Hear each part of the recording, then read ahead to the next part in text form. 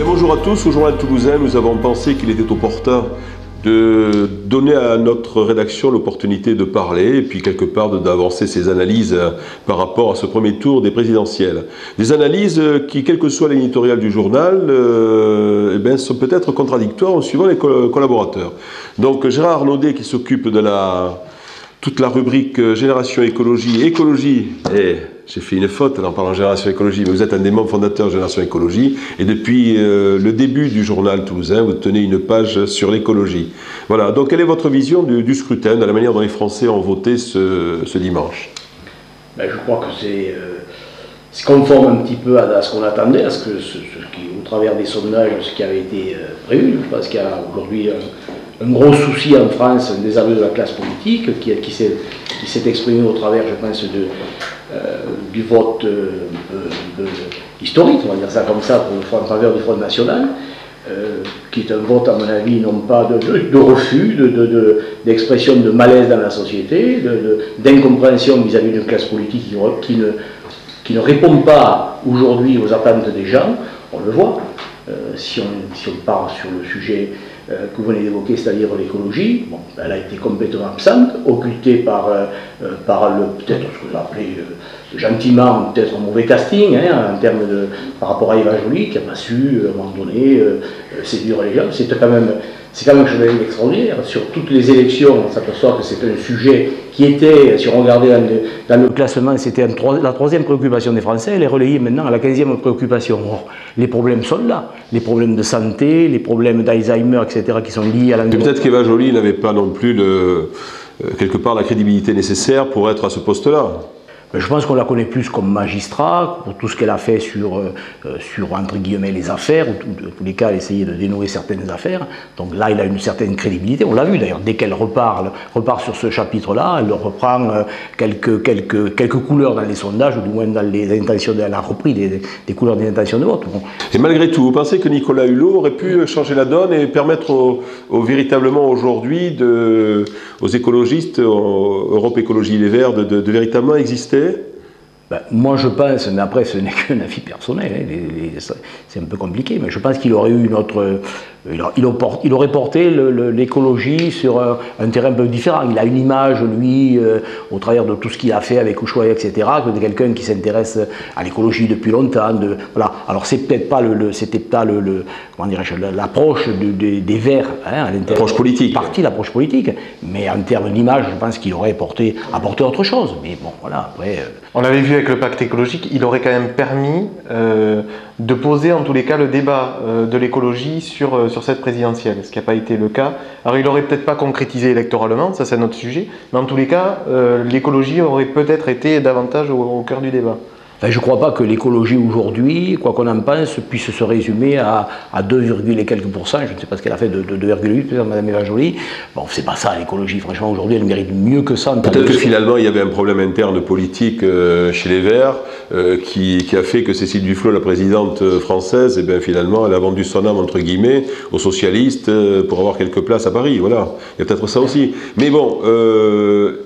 Et vous, Thomas Simonian, donc qu'est-ce que vous pensez de cette véritable élection, du résultat, comment vous le voyez, comment vous pensez l'avenir? Je rejoins Gérard Arnaudet sur le fait qu'il y a en tous les cas une grosse désillusion des Français, puisqu'au-delà du vote Marine Le Pen, si on additionne les voix des extrêmes, donc extrême droite, extrême gauche, y compris Nicolas Dupont-Aignan à droite, ça veut dire que les Français ont voté entre 35 et 40% sur les extrêmes, alors qu'ils ont été quand même 80% à aller voter. Donc là, ça veut dire qu'il y a une grosse problématique qui est posée à la classe politique française, et en tous les cas aux deux partis majoritaires. La question qui est posée aussi par les 19% de Marine Le Pen, c'est la recomposition de l'échiquier politique. On voit bien qu'il y a une partie de l'UMP qui serait prête à travailler avec le Front National, c'est ce qu'on appelle la droite populaire, et une droite plus humaniste qui est amenée là aussi à se reconstruire. Donc, je pense que voilà, cette présidentielle a le mérite de poser aussi la reconstruction de demain. Mais est-ce que véritablement vous pensez qu'aujourd'hui, au vu des résultats, La gauche représente finalement, si on additionne que la gauche, on ne parle pas des mouvements anciens qui étaient plus ou moins à droite avant, comme notamment le MoDem, est-ce que vous pensez que Nicolas Sarkozy a malgré tout une chance au deuxième tour? Moi, pour ma part, je pense que tout n'est pas joué, que tout va se jouer au débat qui opposera les deux hommes. D'ailleurs, ce n'est pas un hasard si François Hollande a refusé 2 débats. Donc, véritablement, est-ce que vous êtes, même 3 peut-être, est-ce que vous pensez véritablement qu'il y a encore cette possibilité pour Nicolas Sarkozy de véritablement rebondir? Ben, on ne voit pas tout à fait les choses de cette façon-là. Hein. Moi, je pense que le fait que Nicolas Sarkozy ait demandé 3 débats, c'est on continue la fuite en avant, les petites phrases, les découvertes de dernière minute, alors qu'il a été président de la République pendant 5 ans, plus au pouvoir les 5 années précédentes aussi. Je veux dire, 3 débats, pourquoi faire 3 débats? Je veux dire, il y aura un débat. Moi, je ne pense pas que le débat, d'ailleurs les sondeurs, si on les écoute, disent que le débat, ça influe très très peu finalement sur le résultat du vote. Mais les sondeurs ils sont trompés partout, et quand il a se tromper, je me demande pourquoi ils existent entre nous. Attention, ils se sont trompés que sur Mélenchon et Le Pen, là, hein. Sur le balancier qu'il y a eu entre les deux, mais sur le reste, c'était assez fiable. Hein. Moi, je ne crois pas que le débat, ça va être un débat, voilà. On va voir comment M. Sarkozy va mener le débat, mais je ne pense pas que M. Hollande tombe dans des pièges grossiers. Je pense qu'il restera sur une stature, sur une droite ligne, etc. Donc ça ne va pas mener grand-chose, je pense, ce débat. Les choses sont faites. Alors, je suis partagé. L'élection présidentielle, aujourd'hui, c'est un face-à-face. Alors c'est vrai qu'il y avait, la droite le dit et a juste raison, hein, il y avait 9 candidats contre 1 dans ce premier tour, ils étaient tous anti-Sarkozy, donc c'était ce qui les unissait. Là on se retrouve à 1 contre 1, donc forcément le débat est changé. Après il y a une réalité, c'est qu'on n'est plus, à mon avis, dans cette présidentielle là précisément, on n'est plus dans un vote idéologique. C'est-à-dire qu'on est dans un vote qui est lié à la personnalité du président actuel, et qui pose problème même à droite. Alors, qu'est-ce que ça va donner dans les urnes? Est-ce qu'il va y avoir un vote de raison? C'est possible.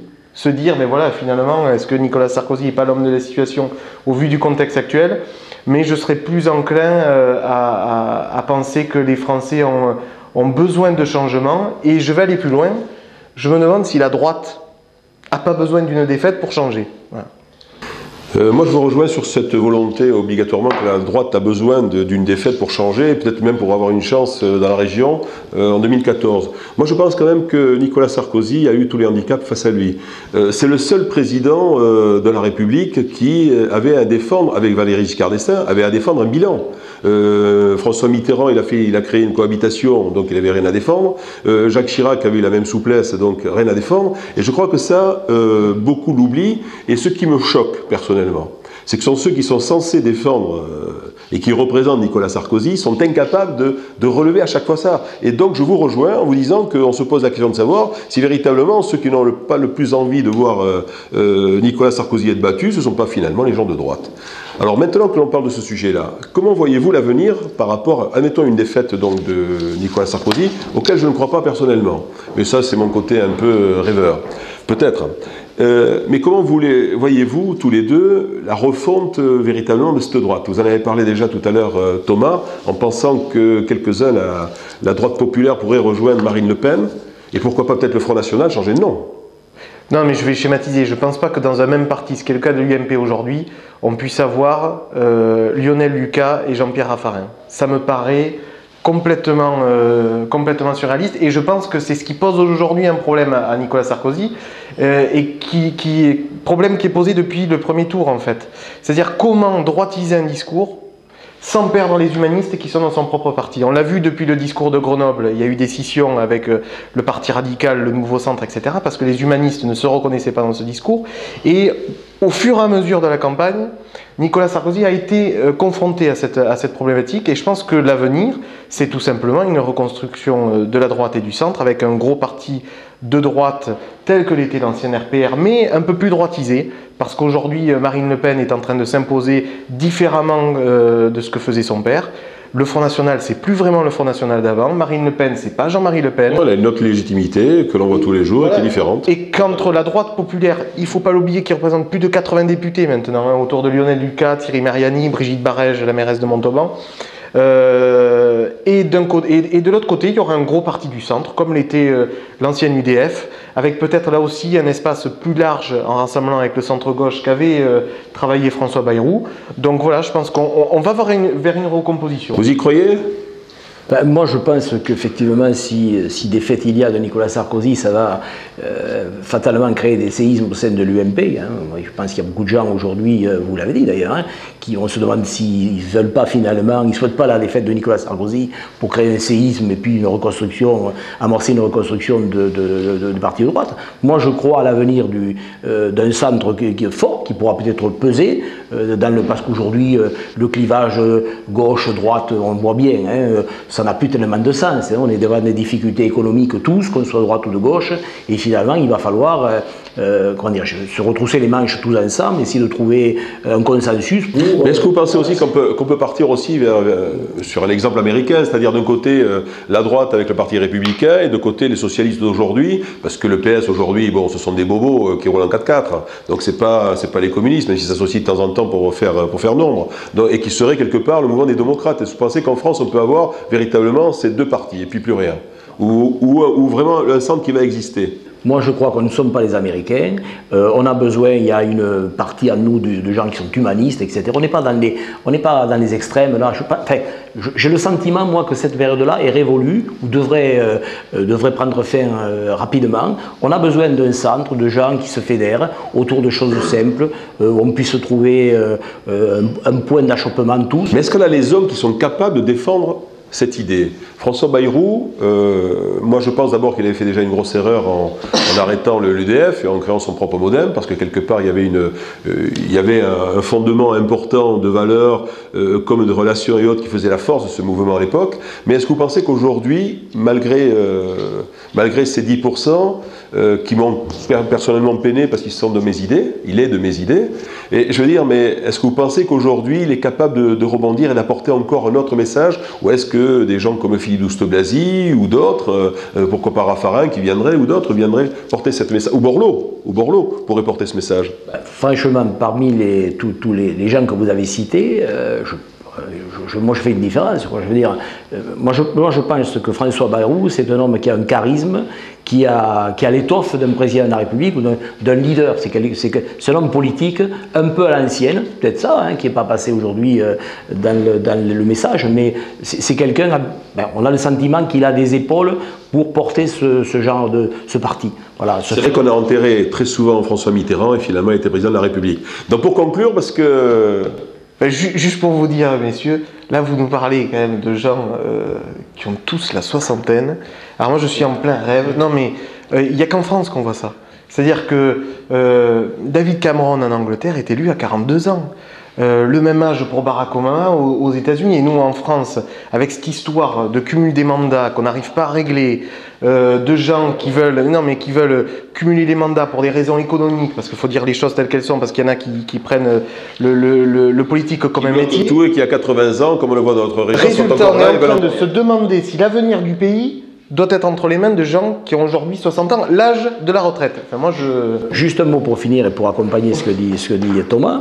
Moi, je pense que si on ne modifie pas le système électoral français, qui est aujourd'hui fabriqué pour avoir un bipartisme, point, effectivement, il n'y aura pas l'émergence d'un centre fort et il n'y aura pas l'arrivée de jeunes, effectivement, ce que souhaite Thomas et ce que je pense il est souhaitable pour notre pays, de gens neufs qui ont amené une vision neuve. On parlait du cumul des mandats, c'est une calamité française, franco-française. Il faut arrêter de cumuler ces mandats dans le nombre, en nombre, mais en durée. Il faut à un moment donné savoir laisser la place. Et c'est très difficile quand on est à une bonne place. Bon, le dimanche, le 6 mai, sans vous demander de faire des voyances, qui voyez-vous qui va apparaître sur nos petits écrans? Moi, je pense que c'est François Hollande qui va apparaître sur les écrans. Voilà. Et vous, Thomas? De manière pragmatique, François Hollande. Bon, moi, je pense que c'est Nicolas Sarkozy. Je prends les paris.